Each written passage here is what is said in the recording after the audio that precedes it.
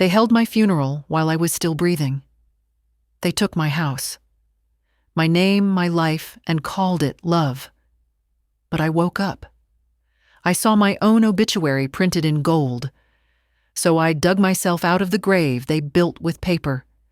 And now I'm coming back for everything they stole. The desert sun hit like an interrogation lamp when May Whitaker stepped out of the Henderson Hospital. The automatic doors sighed shut behind her, sealing in the sterile scent of bleach and second chances. A young nurse in pink scrubs wheeled her to the taxi lane, talking too brightly about miraculous recovery and Vegas heat being good for the bones. May only nodded. Her voice was still a ghost in her throat. She slid into the back seat of a yellow cab. The driver smelled faintly of cinnamon gum and exhaustion. Through the window, the city pulsed billboards for casinos and cremation services sharing the same block. Home, she whispered, but the word felt unsure, like a password that might not work anymore. The ride was short. Familiar streets blurred into something half-remembered. When the taxi stopped in front of her beige stucco house, May hesitated before paying. The key in her hand looked right, but her gut didn't. Inside air conditioning hummed too softly. Her antique rocking chair was gone. So was the photo of her late husband by the entry table. In its place sat a candle labeled Calm Energy. On the counter, a sticky note rest up. We'll help you settle in D&H. Her fingers trembled. Dylan and Harper. She mouthed her son and his girlfriend.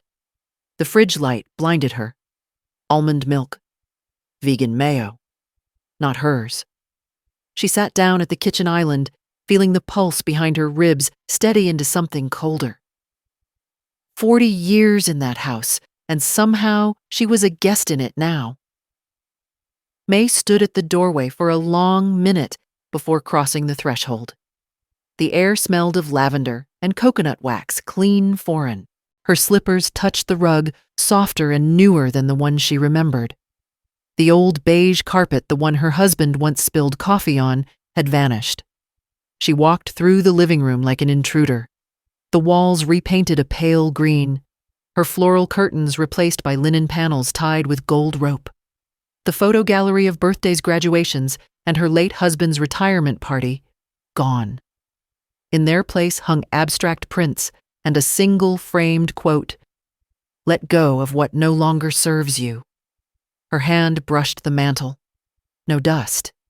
No framed photo of George smiling with that uneven tie. Only a sculpted cactus candle and a diffuser puffing artificial serenity. The house didn't smell like lemon polish or books anymore. It smelled like someone else's life. May opened the dresser in her bedroom. Empty. Drawers lined with new paper faintly scented. Her nightstand bare. Her journals gone. Only a phone charger she'd never owned. The quilt she'd sewn from old church dresses had been replaced by a smooth gray duvet. She whispered, "What did you do?" not sure who she meant. In the kitchen, the refrigerator hummed. She opened it. Oat milk, sparkling water, organic salad kits. Nothing familiar. Then she saw the envelope on the counter. Not the sticky note this time, a thick white letter addressed to the estate of May Whitaker. Her stomach turned. She tore it open. Inside a single page, account closure notice. Cause verified death year 5 to 30. Her hands began to shake. The almond milk rattled in the fridge door. She wasn't sure which was colder, the desert night, or her own name, declared dead. The next morning, May dressed in her oldest denim jacket, the one with a tear at the elbow, and took the bus downtown. The air smelled of exhaust and burnt coffee. Her hip still ached, but pride kept her upright. Inside the bank, the marble floors gleamed. Everything was too polished, too young. A receptionist with red nails greeted her. "Good morning, how can I help you?" May slid her ID across the counter. "I need access to my checking account. It's frozen." The woman typed, paused, then frowned. That's odd." Her tone shifted from casual to cautious. "Mrs. Whitaker, according to our records." The account holder is, she hesitated, deceased. May blinked once. Do I look deceased to you? The teller flushed crimson. I'll get the manager. Minutes later, May sat in a small glass office. A man named Jared smiled with the sympathy of someone trained for disasters. Ma'am, I'm so sorry. It says your account was closed following a notarized death certificate, processed June 3rd. Funds transferred to a joint account Dylan Whitaker and Harper Lane. Her jaw tightened. My son? He nodded gently. Yes, ma'am. He was listed as your power of attorney. May's throat burned. He wasn't. Jared shifted uneasily. We can open a case for review, but legally the estate's settled. She stood. Then reopen me. I'm not a ghost. Outside, sunlight hit the glass so bright it felt like accusation. May's reflection looked older, harder alive. She whispered, If they buried me on paper, they'll regret leaving me breathing. May returned home under the harsh Nevada sun. The mailbox creaked when she opened it, stuffed full, but not a single envelope with her name. Only the estate of May Whitaker. Her fingers trembled as she carried the pile inside, scattering the letters on the kitchen counter like snowdrift paper. Bills stamped final notice. Insurance statements with beneficiary Harper Lane. One thin envelope from Liberty Life Insurance bore the worst line she'd ever read. We are pleased to confirm successful disbursement of $400,000 to the designated recipient Ms. Harper Lane per verified death certificate 0530. May stood still. The fridge hummed beside her, a sound too normal for something so monstrous. She tore through drawers, no checkbooks, no passwords, not even the silver pen she'd used for birthdays. Gone. In her bedroom desk, she found the pharmacy notice prescription record closed. Patient deceased. Her heart pounded, dry and uneven. She opened her laptop. Password rejected. Account inactive, it blinked. She felt dizzy, sat down on the floor among the papers, surrounded by the bureaucratic proof of her own disappearance. Every sheet whispered, You don't exist. Tears didn't come. Rage did slow, heavy, and lucid. She took a deep breath, gathered the letters into neat stacks. Proof, not grief. Evidence, not panic. From the bottom of the pile, she noticed one envelope, slightly different, handwritten, smudged ink. Mom, please rest. Everything's under control. D. Her voice cracked for the first time. Control, she whispered. In that moment, something inside her clicked back to life. They wanted her quiet. She was going to make noise. The Social Security office smelled like disinfectant and despair.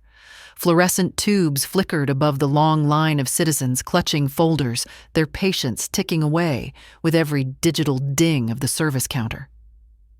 May stood among them, wrapped in her old denim jacket, clutching her stack of papers, proof of life that no one had asked for. When her number flashed, A42, she shuffled forward to a plexiglass window labeled Mr. Rizzo. The man behind it was older than the computers around him, silver hair, slicked back sleeves rolled to his elbows. He looked up and smiled, not kindly, but knowingly. Name, he asked. May Whitaker. He typed eyes, narrowing at the screen. Ma'am, according to our records, you were declared deceased on May 30th. May straightened. And yet here I am. He glanced over his glasses. So it seems. He tapped again, frowning. Filed electronically by a hospital administrator. Authorized by someone named Harper Lane. Power of attorney. I never signed anything like that. Rizzo leaned closer to the glass. Then we might be looking at fraud. The word echoed inside May's chest, cold, clean, metallic. Fraud. It wasn't grief anymore. It was motive. I can start a reinstatement review, Rizzo said. You'll need 2 forms of ID hospital discharge papers, maybe a witness. It's not simple, but we can do it. How long depends. Paper beats pixels, but it takes time. May stared at him. Paper beats pixels. He smiled faintly. Digital lies fade. Ink doesn't. Outside, the desert wind tore across the parking lot, lifting dust into small spirals. May clutched the file to her chest. For the first time since the hospital, her steps felt grounded. Someone had buried her with paperwork. She was going to dig herself out with it. The next morning, May was sitting on her porch when old Mrs. Keller, her neighbor, shuffled across the street, holding a tablet. "May," she whispered, breathless. Lord, I thought you were gone." May frowned. Why would you think that Mrs. Keller turned the screen toward her? A video played, people standing in a circle at dawn, the desert horizon painted in soft gold. A celebration of life for May Whitaker. The caption had hearts and doves. May's breath caught. She watched Harper in a white linen dress, face glistening under sunrise light, holding a microphone. May was strong. Harper's voice trembled, rehearsed. But she's finally at peace.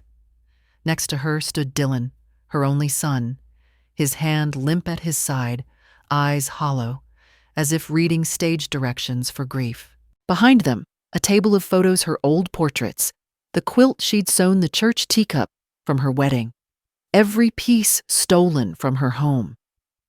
The video panned across guests, smiling sadly, tossing rose petals into the desert wind. A portable speaker played Amazing Grace. The camera lingered on a framed certificate in loving memory. May E. Whitaker, 1956-2023. May's fingers trembled as she replayed it frame by frame. They didn't just erase her, they performed it. She felt a cold, clean fury settle where grief had been. "Who posted this?" she asked. Mrs. Keller scrolled. Harper Lane. It went around the whole neighborhood. Said the family wanted privacy after the accident. May stared past the houses toward the pale horizon. The same desert that once made her feel free now looked endless and cruel. In the video's last seconds, Harper placed a single white rose in the sand and whispered, "Goodbye, Mom." May closed the tablet. Her pulse steady, her voice low. Not yet. She stood shoulders squared against the morning heat. The sun was climbing again, relentless, burning through the lie. If they could hold a funeral for her while she was still breathing, then she could hold a resurrection they'd never forget. That afternoon, May rode the bus toward the Strip, clutching the photocopy of her death certificate. At the bottom was a notary seal stamped Celestial Chapel and Registry, Las Vegas, NV. The words shimmered like mock scripture. The ride was long miles of blinking motels, half-faded billboards, and desert wind clawing against the windows. The city rose like a mirage, bright, hungry, loud. By the time May stepped off, dusk had turned the sky bruise purple. The Celestial Chapel sat between a pawn shop and a tattoo parlor. A neon sign flickered. Open 24/7. Weddings, divorces, and legal docs. Inside smelled of perfume, sweat, and wilted lilies. A man in a gold blazer was sweeping confetti off the floor while a couple posed under fake stained glass for a vow renewal. May walked to the counter. "I need to speak with whoever notarized this." She slid the certificate forward. The clerk squinted at it. "Oh yeah, Harper Lane, right, sweet gal?" Real polite. May's chest tightened. "When was this?" He checked the registry, flipping a notebook with glitter pen marks. "May 30th, around 2:00 a.m. She said you were too sick to sign in person. We do bedside authorizations sometimes. She even brought flowers." "Flowers," May repeated softly. "Yeah, said you loved lavender." The scent hit May, suddenly the same one filling her home. The clerk kept talking, oblivious. She notarized 4 forms that night. Living will, medical proxy, power of attorney. And, he hesitated. Declaration of death. Pre-processing. May's voice dropped. Pre-processing. He shrugged. "People get paperwork ready, you know. Saves trouble later." She stared at him. eyes like cut glass. It wasn't later. I was still alive. Silence.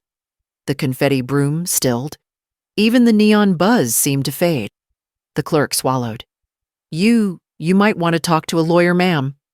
May turned toward the door, her reflection ghost-like in the glass. Outside, the neon cross flickered over her shoulder, half lit, half dead. She whispered, "So this is where they buried me." Then she stepped back into the desert night, the wind lifting her hospital bracelet still tucked in her pocket, a relic of survival glowing under Vegas light. May found the law office tucked between a coffee shop and a dental clinic, Parker and Till's attorneys at law. The sign was faded, but the door was solid oak. Inside, the air smelled of ink and roasted beans like tired wisdom. At the reception desk, a young woman began. "Earliest appointment is next Tuesday." "I'll wait," May interrupted, steady but sharp. "I'm not leaving until someone listens." 10 minutes later, Marion Tills emerged, a woman in her 50s, with hair the color of polished steel and eyes that didn't waste time. "Mrs. Whitaker?" May nodded. "Alive, despite what the papers say." Marion led her to an office cluttered with binders and old case files. A soft lamp glowed beside a framed quote, "Justice has no retirement age." May spread the documents across the desk, letters, bank statements, the death certificate from Celestial Chapel. She told everything: the coma, the memorial, the empty bank accounts, Harper's signature, the notary at 2 a.m. Marion listened without interrupting, only jotting notes in a tidy cursive. When May finished, her voice cracked. "They turned me into a ghost. My son signed it. My daughter-in-law spent it. And I can't even prove I exist." Marion leaned back, folding her hands. "You just did." May blinked. "What you're here. Breathing, talking, holding evidence. Fraud cases like this crumble fast if you know where to push." She tapped the death certificate. "Start with the notary. If it was signed at that chapel, the timestamp and witness log will destroy their story. We'll subpoena the footage, the registry, and the bank transfer trail." May stared, voice small. "Can we stop them?" Marion's tone softened, but her eyes didn't. "We can freeze them.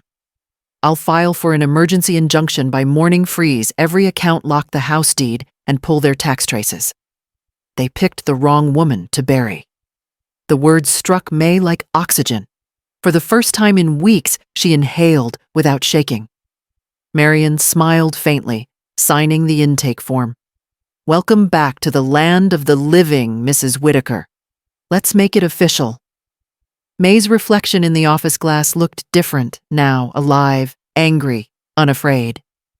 2 days later, May sat in a narrow room that smelled faintly of toner and metal polish.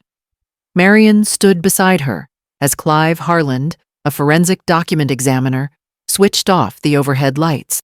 "Let's see what your ghost signed," he murmured, sliding the death certificate beneath a UV lamp. A cold violet haze spread across the table. Under it, the signature May Whitaker glowed unevenly, tiny dots pixelated under magnification. Clive adjusted the lens. "See this grid pattern? That's not pen pressure. That's laser toner. Whoever made this printed your signature from a scan." May leaned closer, her breath fogging the edge of the glass. "So she copied me. Copied, pasted, and notarized. Sloppy, though. Inks from 2 different cartridges." Marion's eyes narrowed. "We can prove it's fake beyond doubt. And check this timestamp on the file. Metadata is 2:07 a.m., May 30. He held up a printout from the chapel's own CCTV reflection log. "Your hospital discharge reads June 2nd. She filed you dead 72 hours early." May's fingers dug into the edge of the desk. She couldn't even wait 3 days. Marion placed a steadying hand on her shoulder. "We'll subpoena this formally. Once it's in evidence, the insurance company freezes the payout pending review." Clive added, And I found something else. He turned to another monitor, replaying security footage from the chapel's glass door. In the reflection, a clock blinked 2:04 a.m. Harper's face filled the frame briefly, smiling, signing, posing for a selfie beside the notary's neon cross. May stared at that still image until her pulse quieted. The violet light reflected off her eyes. She buried me under lights brighter than this. Marion exhaled slowly. Now we have our ghost story and the villain's fingerprints all over it. The lights came back on. Papers glowed pale white again, the illusion gone. May picked up the forged certificate carefully, holding it by its edges, like evidence from a crime scene, which it was. "Let them keep believing I'm dead," she said.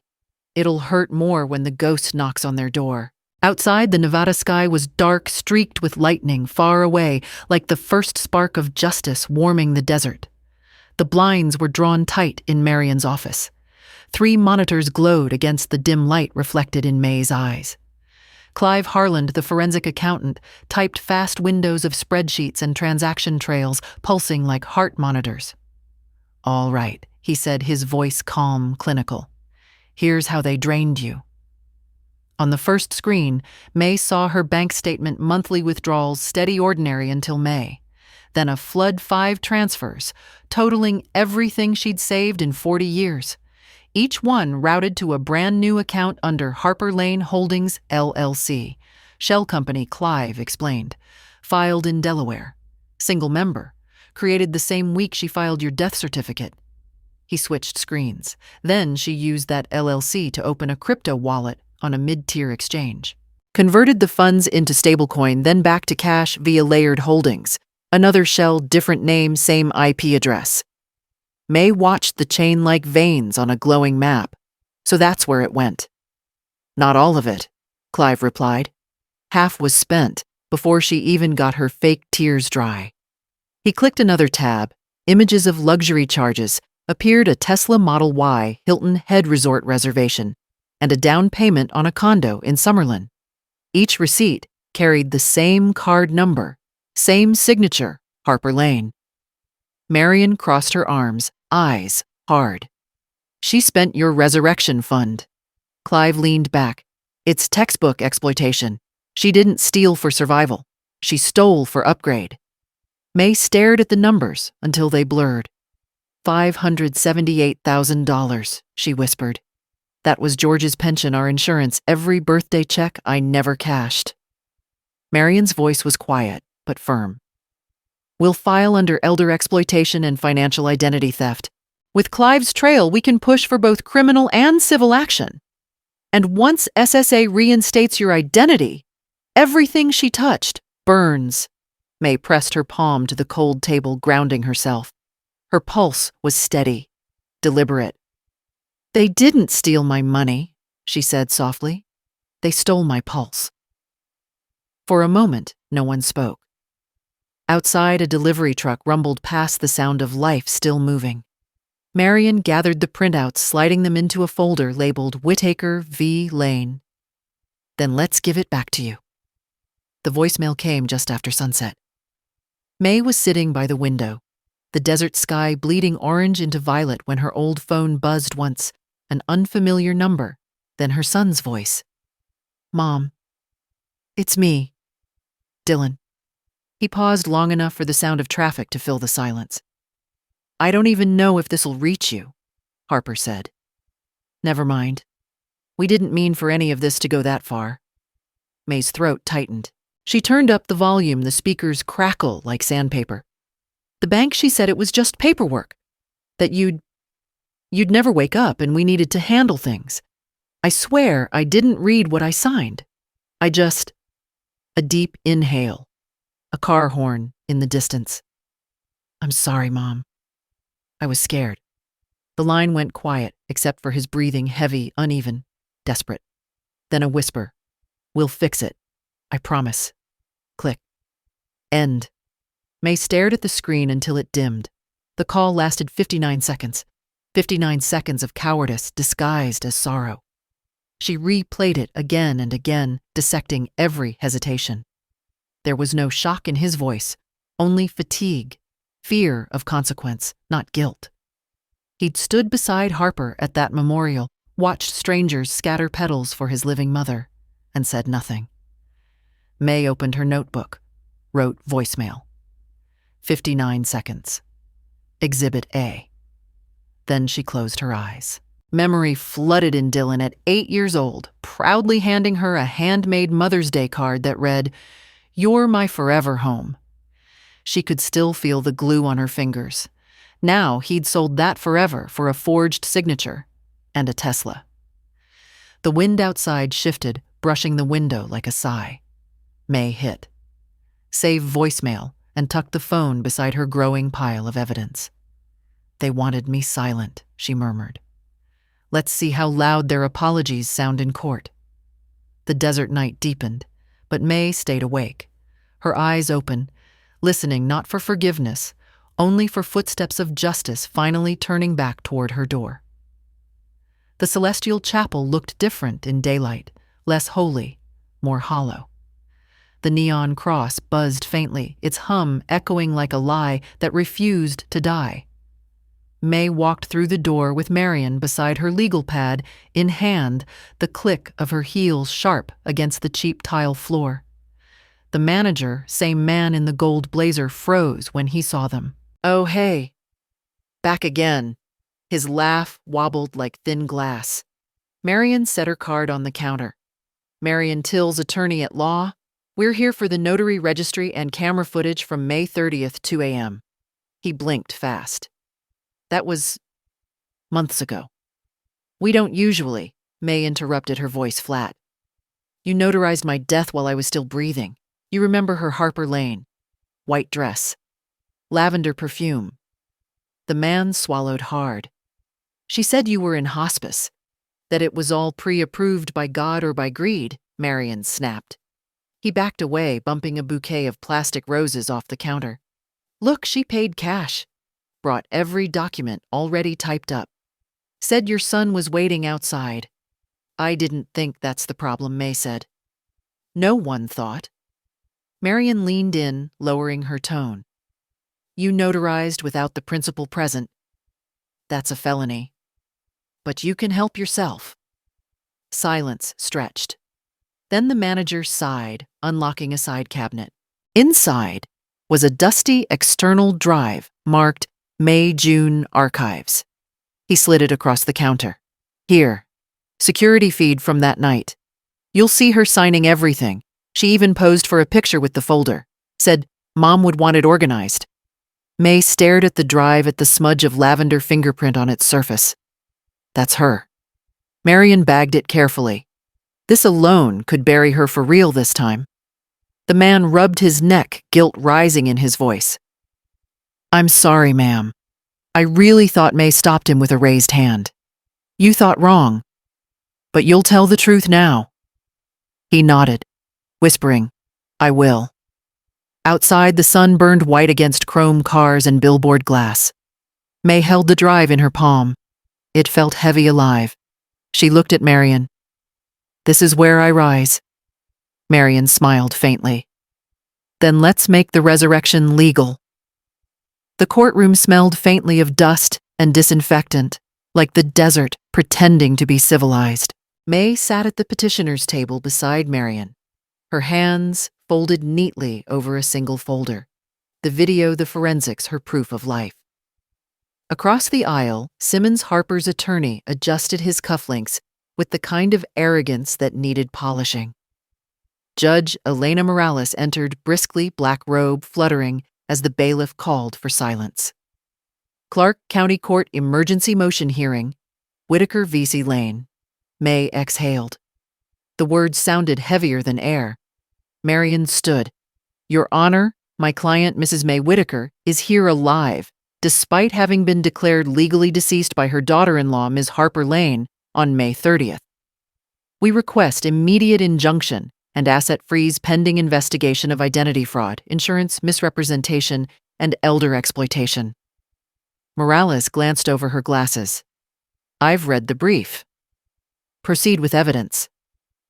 The lights dimmed slightly as Marion connected the projector. The UV photographs appeared first the glowing pixel-dotted signature. This is the death certificate filed at 2:07 a.m., bearing a digitally printed signature. The ink's toner pattern proves forgery. Next, the metadata printout timestamps location IDs, the false notary log. Filed before hospital discharge, our client was alive. Then came the chapel video. Harper on screen, white dress, lavender perfume, clouding even through the speakers, smiling as she posed beside the notary. Behind her, the clock blinked 2:04 a.m. A ripple of murmurs broke the courtroom hush. May stared at the image without flinching. It was the funeral before the murder. Marion's voice steadied. Your Honor. These aren't clerical errors. They are deliberate acts designed to erase a living woman and seize over $500,000. We request full freeze of all associated accounts deeds and insurance transfers until the fraud is adjudicated. Simmons rose. Your Honor. My clients acted under emotional distress. The hospital reported Mrs. Whitaker unresponsive. Morales cut him off. Unresponsive is not deceased counsel, and I see timestamps that disagree with your narrative. She turned to Marion. Verification confirmed by hospital record. Marion said, sliding forward the discharge sheet. Time of release, June 2nd, 0817. The judge looked directly at May. Mrs. Whitaker. Do you affirm you are the person listed as deceased? May's voice carried through the room steady as carved stone. I do. I lived 40 years in that house. I stitched every quilt, paid every tax, and buried one husband there. I may have been quiet, Your Honor, but I was never gone. Silence. Then Morales spoke crisp and final. Motion granted. All assets in dispute are hereby frozen. This court recognizes the living. The gavel struck, once echoing like thunder over sand. Simmons slumped. Marion exhaled. May didn't smile. She only nodded as if reclaiming breath itself. Outside, the heat hit her face like light through stained glass. For the first time, she wasn't invisible. The parking garage behind the courthouse hummed with echoing footsteps and flickering lights. May walked slowly, the verdict papers still warm in her hand. She could smell the dust rising from hot concrete, sharp electric, the scent of victory just beginning to take form. Then a voice floated out from the shadows. May. Harper stepped forward, heels clicking, sunglasses pushed to the top of her head, though it was nearly dark. She looked polished, calm, too calm. A predator wearing perfume. You shouldn't be here, May said. Harper smiled. Relax. I'm not the enemy. I just want to talk. Funny, May murmured. That's what Judas probably said. Harper's laugh was low, practiced. You won all right. The judge froze everything. Congratulations. But you know what comes next. Lawyers' fees headlines. Everyone suffers. We can make this easier. Easier. Harper stepped closer. You take half. Quietly. No court, no press. You're old May. You don't need stress. Let me handle what's left. We walk away even. May tilted her head, the courthouse glow catching in her eyes. Even. You forged my signature, stole my husband's pension, buried me alive, and you want. Even Harper's voice cracked, but not with guilt, with irritation. You think this is personal? It's logistics. Your life was stagnant. We optimized it. The words hung there, slick and poisonous. May slipped her phone from her pocket screen down, record light blinking faintly in the dark. Say that again. Harper smirked.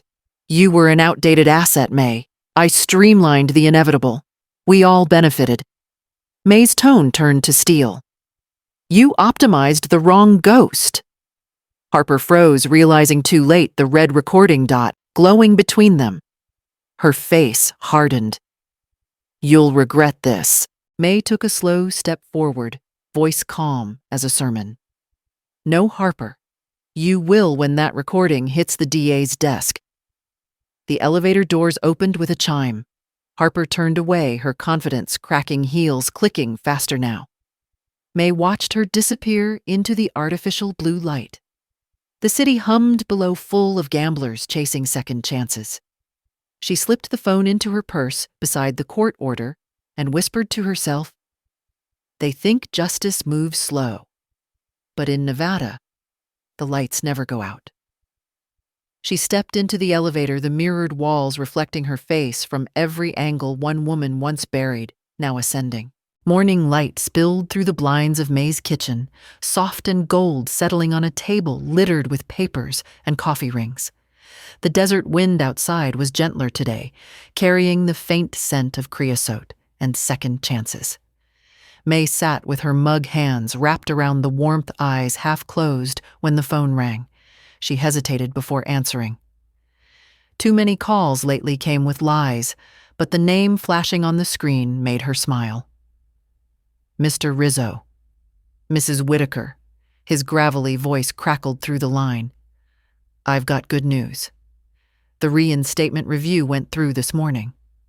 Social Security records now list you as alive and active." May let out a shaky breath.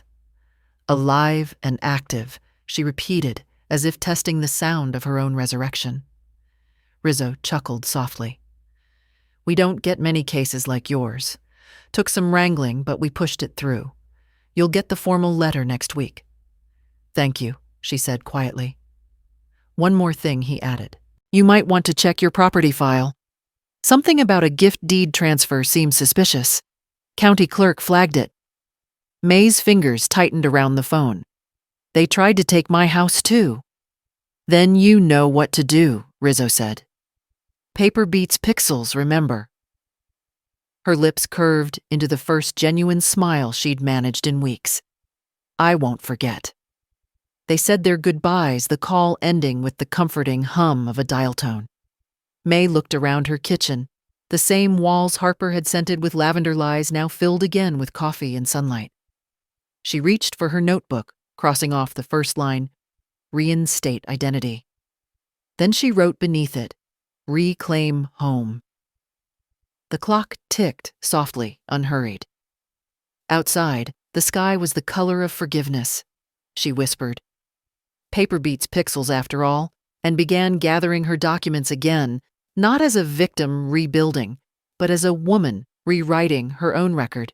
The wind shifted, lifting the curtain, and for a brief, perfect second, the house smelled not of lavender, but of life. The Clark County Recorder's Office was nothing glamorous, rows of beige file cabinets, humming fluorescent lights, the faint smell of toner and desert sweat. May stood at the counter, clutching her ID and a small folder marked Property Deed, 4212 Sunset Dune Road. The clerk, a woman with coffee breath and kind eyes, frowned at the computer screen. Says here the title's been transferred," she murmured. May's pulse slowed. "Transferred. Yes, ma'am. Gift deed. Executed. May 30th. Same day as, well, your date of death." May's hand gripped the counter until her knuckles whitened. "To whom?" The clerk turned the screen slightly. "To your son, Dylan Whitaker. It lists you as the grantor." May stared at the name as if it were written in another language. "That's impossible. I never signed anything." "Would you like a certified copy, please?" The printer hummed to life, spitting out the document like a confession. May scanned the page, the swirling imitation of her handwriting. Her own name twisted into an unfamiliar shape. The signature was perfect at first glance, but to her, it looked like someone pretending to breathe her. "Do you know who notarized this?" she asked.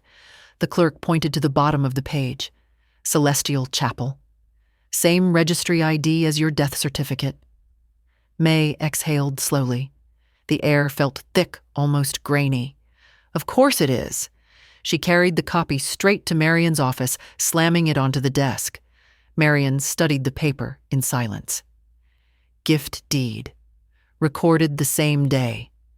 They didn't just bury you, May. They buried your roof. I want it back." "You'll have it," Marion said, flipping the page to the signature. See this loop? That's not your hand. Yours curves left. This slants right. She buzzed the intercom. Get Clive and Jenna now. Within minutes, Jenna Powell, a handwriting specialist, entered carrying a magnifier and a thin case of blue filters. She set the document under a lamp, her eyes narrowing. This ink, Jenna said softly. Same polymer base as the forgery on the death certificate.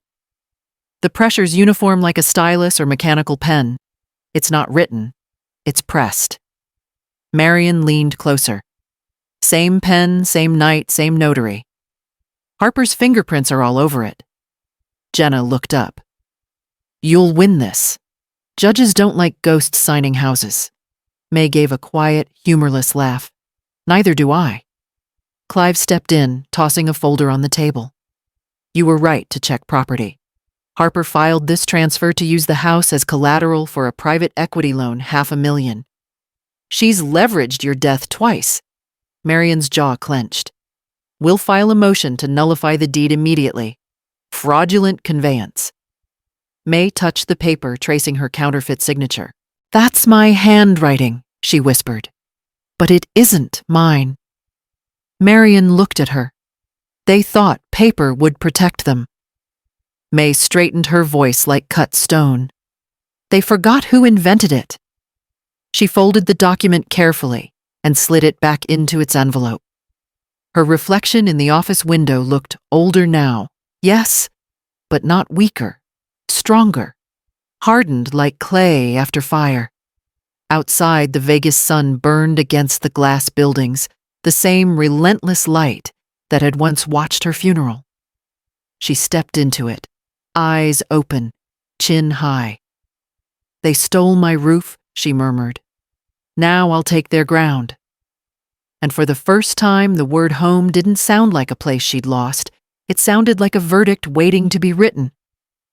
The knock came just after sunset, soft, uneven, the kind made by someone who wasn't sure he deserved to be heard. May froze mid-pour, the kettle's hiss filling the silence. She didn't have to look. She knew that rhythm. When she opened the door, Dylan stood there, her son, unshaven, hollow-eyed shoulders caved under invisible weight. The desert wind swept dust around his shoes like judgment. Mom, he breathed. May's voice was steady. You remember I'm alive now, do you? He flinched. I don't know where to start. Start with the truth. He stepped inside, slowly, the house too quiet, too unchanged. His gaze moved to the stack of folders on her table. Evidence, affidavits, the recording from the parking garage. His jaw trembled. She made it sound temporary, he said. Harper said you wouldn't wake up, that the hospital needed the paperwork to release the insurance. She said you'd have wanted me to be safe. May folded her arms. Safe. You stood at my funeral. His eyes watered. I thought I was saying goodbye. No, she said sharply. You were signing me away. He sank into the nearest chair face, buried in his hands. I didn't read half of what she gave me. I just signed. I was drowning in debt, Mom. She said this would fix everything. May walked to her desk drawer and pulled out a single page. Sworn statement of witness, fraudulent filing, and placed it in front of him, along with a pen. He looked up confused. What's this? The truth. On record. You'll testify that Harper forged my signature, falsified my death, transferred the deed, and spent the insurance money. You'll confirm she lied to the bank, to the chapel, and to the court. He stared at it, shaking. You're asking me to destroy her. May leaned in her eyes, cold fire. She already destroyed us. He hesitated, tears glistening. I don't know if I can. You can, she said. And you will, because I raised you better than the man you became for her. The silence that followed was the kind that split bloodlines. Outside, a dog barked somewhere far away. Inside, Dylan's pen scratched the paper. Each stroke trembled, then steadied. When he finished, he signed his name and pushed it toward her. The ink hadn't even dried, before his tears hit the page. "I'm sorry," he whispered. May picked up the affidavit, slid it into her evidence folder, and finally met his eyes. "You want forgiveness," she said quietly. "Earn it in ink." He nodded, broken but lighter, as if confession had peeled the skin of guilt from his ribs. May stood open the door and looked toward the fading light outside. "Go home, Dylan. I'll handle the rest." He paused on the porch, voice hoarse. "What happens now?" She looked at the horizon where dusk burned into violet. Now, she said, the ghost fights back with paper and truth. The wind rose, scattering the scent of lavender out of her house for good. By the end of the week, the desert was talking. The story broke on a Thursday morning. Headlines splashed across local TV, and every digital feed widow declared, "Dead sues her own family." Fraud insurance and a Vegas funeral for the living. May watched from her kitchen table, black coffee untouched, while the anchors spoke her name like it was a miracle and a scandal in the same breath. Her photo filled the screen, hospital wristband, still visible, eyes half-lidded but alive. They wanted to erase her, the reporter said. But Mrs. May Whitaker came back from the dead with receipts. Outside, 2 news vans idled near her driveway, antennae stretching toward the sky like mechanical vultures. Neighbors slowed their cars to stare. Somewhere down the street, Mrs. Keller was telling someone, "I told you she wasn't gone." May closed the curtains. She didn't mind the noise, but she hated the pity. The phone rang again. Marion's voice came through, brisk but bright. "Congratulations, you're trending." "Wonderful," May said dryly. "Do I get royalties?" Marion chuckled. "The DA's office is expediting charges." "And guess what? You've got company," one of the reporters says. Harper's name came up in 3 other states. Same pattern. Elderly clients' POA documents, sudden deaths, quick inheritances. May stilled. 3 others. Yes. 2 settled quietly. 1 dismissed for lack of evidence. But you, Marion's tone softened. You're the first who lived long enough to fight back. The words hit her harder than she expected. The first who lived long enough. The next knock came around noon. A young woman stood there, mid-20s. Freckles' hair tied in a messy bun camera bag slung over her shoulder. "Mrs. Whitaker," she asked gently. "I'm Anna Keene with the Wilmington Ledger. Off the record, if you prefer." May eyed her for a long moment before nodding. 10 minutes. Anna followed her inside, setting the camera aside. "I've been digging into Harper Lane's past. There's a trail, different names, same method. She's a serial exploiter. People like you aren't accidents to her. You're opportunities." May's expression didn't change. Then she finally picked the wrong ghost. Anna smiled faintly. "Would you ever want to tell your story publicly? I think people need to hear it." May looked toward the window where the blinds cast narrow stripes across her table, light and shadow. Truth and silence. "Not yet," she said. "But when it's time, I'll speak. And I'll use her name." Anna nodded, rising. "For what it's worth, I think you're brave." May walked her to the door. "No, I'm just breathing louder than they expected." When the reporter drove away, the house was quiet again, except for the hum of her refrigerator, steady as a heartbeat. She turned on the TV once more, watching the desert skyline behind the newscaster. The same sun that had burned her at her own memorial was now illuminating her vindication. "They buried me on paper," she whispered, "but I learned to bloom through ink." The wind outside shifted direction, bending the trees backward. The desert was turning not against her this time, but with her. And somewhere across the state, Harper Lane's name appeared on a new warrant list. May smiled, slow and certain. Let them all see what death looks like when it talks back. The courtroom was colder this time, brighter too, as if the walls themselves wanted to expose every lie inside them. May sat upright beside Marion, her folder perfectly aligned, her expression unreadable. Across the aisle, Harper looked different. The flawless hair was flat, her foundation unable to hide the gray creeping into her face. Dylan sat 3 rows back, head bowed, eyes fixed on nothing. Judge Morales took her seat with the authority of a woman who had seen everything and believed nothing until she read it twice. "We're here for evidentiary review in Whitaker versus Lane," she said. "Proceed." Marion stood calm and deliberate, voice slicing through the still air. "Your Honor, today we will prove that Ms. Harper Lane orchestrated a deliberate scheme of identity fraud and elder exploitation, falsifying Mrs. Whitaker's death while she was medically alive in order to seize property and insurance assets." She tapped the first exhibit onto the screen. The UV forensic images flashed in glowing violet, the printed signature, the toner grid visible even to the farthest seat. "This," Marion said, "is not handwriting. It's a digital counterfeit." Then came the chapel footage, Harper laughing with the night manager, lavender perfume clouding the camera lens, timestamp 2:04 a.m., 2 days before May's official hospital discharge. The judge leaned forward. "And the witness logs?" Marion flipped to the next tab. All notarized by the same 24/7 chapel employee who admits the principal, Mrs. Whitaker, was never present, signed under false pretense with cash payment. Simmons, Harper's attorney, rose quickly. "Your Honor, my client was under emotional distress. There was confusion regarding Mrs. Whitaker's prognosis. The hospital record indicated Morales cut him off. Confusion doesn't notarize itself at 2 in the morning."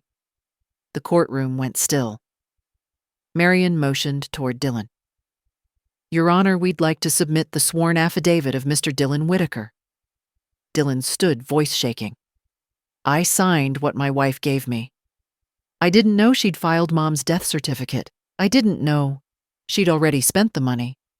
Harper turned eyes wide. "Liar," she hissed. Silence, the judge snapped. Marion continued, crisp as glass. "In addition, Your Honor, we present the notarized statement of Camille Herrera confirming she never met Mrs. Whitaker and that Harper Lane misrepresented her authority to act as power of attorney." A ripple moved through the room, murmurs, sharp breaths, the sound of reputations cracking. The final exhibit appeared, the audio recording from the parking garage. Harper's voice filled the courtroom, clear, confident, damning. "Your life was stagnant. We optimized it." Even Simmons went pale. Morales waited for silence. Then quietly, "This court finds probable cause for fraud, forgery, and exploitation of an elder. All relevant evidence will be referred to the district attorney for criminal prosecution." Her gavel struck once. Sharp. Final. Harper slumped, her mask breaking completely. For the first time, May saw fear, not arrogance, behind those eyes. Marion leaned toward her client, whispering, "We just drew blood." May didn't smile. She only whispered back, "The cut had to be clean." As they exited the desert, sunlight hit the courthouse steps, reflecting off the marble like a blade. The reporters shouted questions. Cameras flashed. May kept walking head high, every flash of light a reminder she was no longer invisible. The truth had teeth now, and Harper Lane was bleeding from every one of them. The final hearing began at 9:00 a.m. sharp. The Clark County Courthouse was packed, reporters, neighbors, and even a few strangers who had followed May's story since the first headline. The air buzzed with restrained awe. The woman who had been buried on paper was about to reclaim her name in ink. May sat at the front table beside Marion, wearing her best navy coat and a strand of pearls that had belonged to George. Her breathing was slow, steady. She wasn't afraid anymore. Judge Morales entered, robe billowing, gavel poised like a promise. "Court is now in session," she said. "Whitaker vs. Lane final ruling." Marion rose, composed and lethal.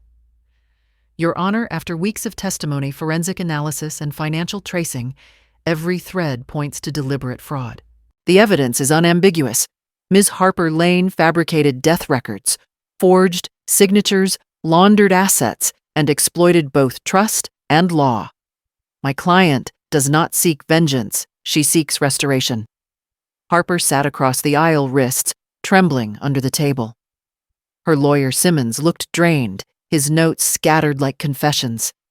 Dylan sat behind them, face pale, eyes red-rimmed but clear. Morales adjusted her glasses. The court recognizes all evidence entered, verified forgery, fraudulent deed transfer, misappropriated insurance funds, and corroborated witness statements. She paused, then continued with measured gravity.